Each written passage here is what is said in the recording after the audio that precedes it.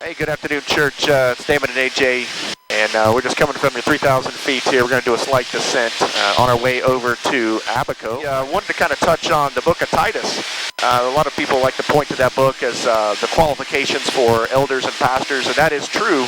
But for me, I couldn't figure out why recently, and I mean recently as a month ago, why God sent us to the Bahamas and why he had me reading in the book of Titus.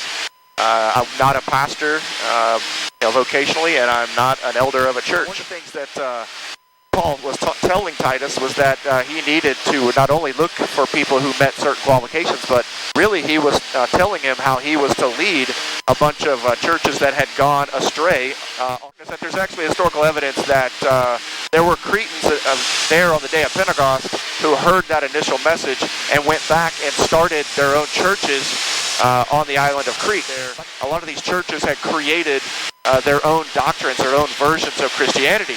So when Paul saw this, he knew that those churches had to be held accountable for. So he speaks about, in Titus 1, talks about holding or rebuking people sharply for preaching word that is damaging to people and families and to the church. That one of those things that we encountered here while in the Bahamas, and AJ can testify that as well, is there's a lot of mysticism, and in Titus 1, Paul talks about that. You know, don't give yourself over to Jewish myths, is how he calls it. But we have a lot of that here, where the church has created all these idols inside of itself that put themselves in front of Jesus.